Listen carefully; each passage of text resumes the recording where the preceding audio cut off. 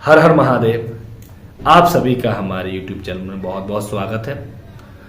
हम आज जो चर्चा करने जा रहे हैं, मेष लग्न की कुंडली की चर्चा हमारी चल रही है। इसमें आज हमने देखो अभी तक जो पिछली वीडियो हमने बनाई है उसमें मेष लग्न से लेकर के एकादश भाव अर्थात कुंभ राशि तक मंगल के प्रभाव को जाना। यदि लग्न में रहेगा, द्वितीय भाव में इत्यादि सभी भावों में मंगल का प्रभाव देखा कि मेष लग्न वालों के लिए मंगल यदि इन राशियों में बैठा विराजमान हो तो किस प्रकार से उनके जीवन में प्रभाव देता है। अब हम आज विचार करेंगे द्वादश भाव में, अर्थात मेष लग्न की कुंडली है तो द्वादश भाव में कौन सी राशि आएगी? मीन राशि आएगी। अब मीन राशि में मंगल यदि विराजमान होंगे तो देखो यहां पर कुंडली मंगली हो जाती है, क्योंकि कहते हैं कैसे, यदि जो मंगल है लग्न में विराजमान हो, चतुर्थ में हो, सप्तम में हो, अष्टम भाव में हो और द्वादश भाव में यदि मंगल विराजमान होते हैं तो कुंडली मंगली होती है। अब यहां पर मंगली है, लेकिन यहां पर एक चीज ध्यान देने वाली, मीन राशि है तो इनके जो है द्वादश भाव के जो स्वामी होते हैं वो होते हैं गुरु। यदि गुरु बलवान होकर कहीं केंद्र और त्रिकोण स्थान में विराजमान हो तो मंगली का प्रभाव कम कर देते हैं। लेकिन यदि कहीं द्वादश भाव के जो स्वामी गुरु हैं यदि वो कहीं पीड़ित हो जाते हैं, पाप ग्रहों के द्वारा दृष्टियुक्त हो जाते हैं, नीच के हो जाते हैं, तो यहां पर जो है मंगली का प्रभाव बढ़ जाता है। यहां ध्यान देने की ये बात है, इस प्रकार से इसमें ध्यान देना चाहिए। अब यहां पर यदि मंगल बैठेंगे तो क्या, इसको व्यय स्थान कहते हैं। तो यहां गुरु के स्थान में तो व्यक्ति जो है बहुत सोच समझ करके धन का व्यय करने वाले होंगे।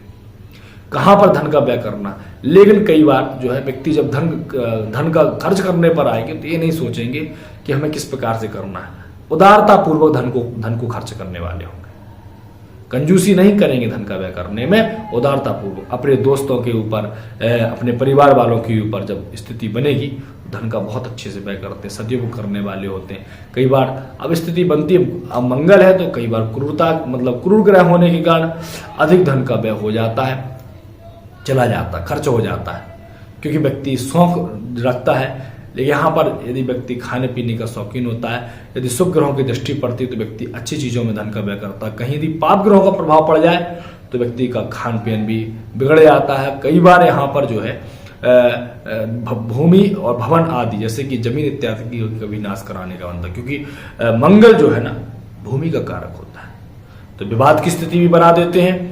विवाद की स्थिति के साथ साथ कई बार जो है भूमि का व्यय भी हो जाता है, अर्थात कई बार लोग जो है उसको बेच भी देते हैं। तो यहां पर यह भी बात होती है कहीं क्रूर ग्रहों का प्रभाव पड़े। यदि शुभ ग्रहों का प्रभाव पड़ता है तो व्यक्ति धन का निवेश बहुत सोच समझ करके करने वाला होता है और उस धन का निवेश इस प्रकार से करता है जिससे कि जातक का कार्य और भी बढ़े और उससे लाभ भी प्राप्त हो। यदि यहाँ पर मंगल यदि अच्छी स्थिति में होती, युवा अवस्था के होकर के विराजमान हो तो जातक को विदेश यात्रा करने का भी अवसर प्राप्त होता है और विदेश यात्रा से भी वो लाभ प्राप्त करने वाला होता है। यहाँ पर एक बहुत अच्छा योग है यदि किसी प्रकार से होता है, लेकिन विवाह इत्यादि में विलंब का योग बनाता है। और यहाँ पर यदि देखा जाए शत्रुओं को भी नाश करने वाला, जातक के इस प्रकार से देखा जाए शत्रु भी ज्यादा परेशान नहीं करते हैं, क्योंकि द्वादश भाव में बैठेंगे मंगल तो कहाँ दृष्टि देंगे?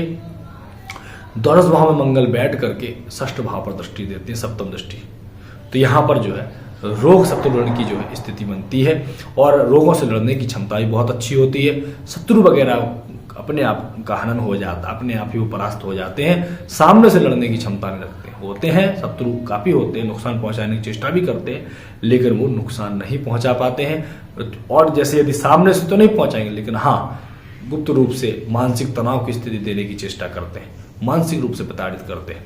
यदि हम थोड़ी भी सावधानी से यदि हटते हैं तो उसमें फिर बड़ा नुकसान भी करने की चेष्टा करते हैं और कई बार हो भी जाता है। तो यहां ध्यान देना, सावधानी पूर्वक कार्य को करना। इसके बाद जब द्वादश भाव में यदि मंगल विराजमान होंगे तो उनकी दृष्टि कहां जाती है? सप्तम भाव, अर्थात उनकी 8वीं दृष्टि होती है।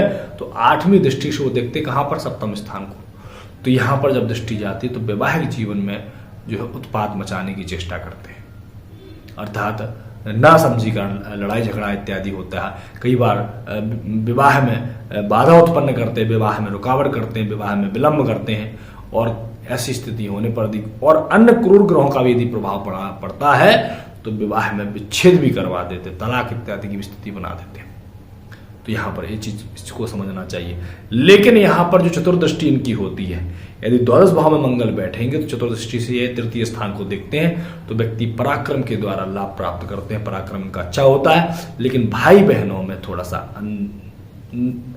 बेबनस्ता, जैसे कहते हैं ना, मनमुटाव की स्थिति बना देते हैं। तो यहाँ पर कई बार भाई बहनों से विशेष लाभ नहीं प्राप्त होता, उनके संबंधों में भी गड़बड़ी करते हैं, अर्थात उनके संबंध इतने अच्छे नहीं होते हैं। तो यहाँ पर नुकसान पहुंचाने वाली बात यह है। लेकिन व्यक्ति यदि यहाँ शुभ ग्रहों के प्रभाव में आते हैं तो अच्छी जगह धन का निवेश करके लाभ को प्राप्त करने वाले होते हैं। इस प्रकार से हमें द्वादश भाव के मंगल को जानना चाहिए।